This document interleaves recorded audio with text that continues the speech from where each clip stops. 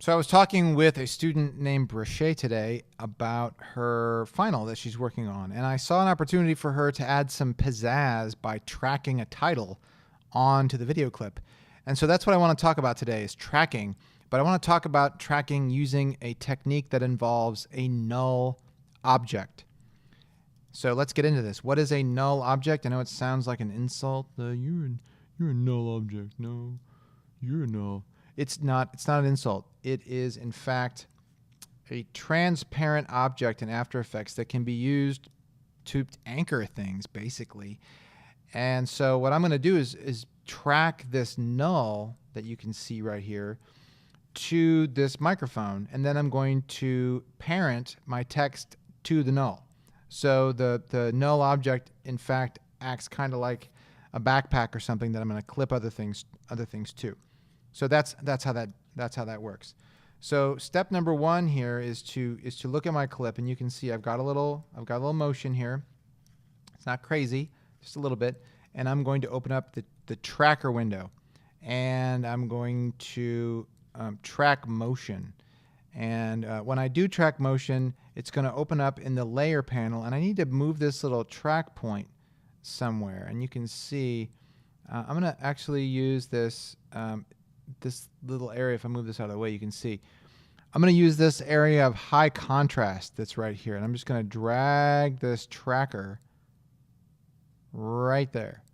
And once I've got this thing in place, I'm going to sort of tighten up those constraints, and then I'm going to hit apply forward, and After Effects is going to do its thing and try to follow that area of high contrast. It's important to have a high contrast area.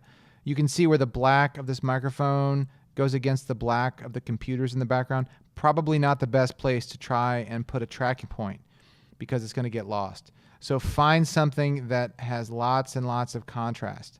You know, like maybe this thing right here, or the shiny screw right there, whatever. Okay. So my tracking is done. You can see if I scrub through this, the track point moves with that little area. You can also see in my tracker that it's identifying the motion target as null 8, which is down here in my timeline, null 8. If I had, say, more than one null, let's say I made an additional null object, right? I'm surrounded by nulls, kind of like every day at my job. No, I'm kidding. Everyone's amazing. What I want to do is if I want to edit this target, I could select edit target and pull down and select 8 or 9 among the options. I'm just going to leave it at 8 and then just delete that other null. And now everything's okay. So motion target, null 8, apply. And then it's going to ask me, what dimensions do I want? I want X and Y. You can choose X only or Y only. I'm just going to leave it at the default and hit OK. And then you can see, if we go back to the comp window, that null object is tracking on that microphone. If you don't believe me, I can zoom in a little bit further, and you can see it is definitely tracking. Okay. So now what I can do is if I go in here and go to new text and add some text, phlegm, for instance, and I can just take this, maybe make this a little bit smaller. There we go, just a little phlegm. Okay, then what I'll do is parent that to this null, and the way I do that is I go down here to this parent area in my timeline, and I can either grab this drop down and choose null 8 from the drop down, or I can grab this little pick whip thing and choose null 8 that way. I think using the pick whip is more fun, so that's what I do. And then now you can see that phlegm is tracking on that null, and that's how that works. And just FYI, from this point forward, I can add whatever I want. Let's say I want to add a red star. I can track that red star as well.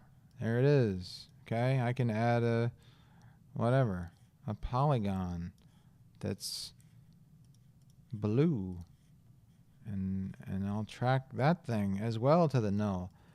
I can go all day, guys. I can just keep tracking stuff to that null, but I won't. I'll stop because you know how to do it. So try it out. It's fun.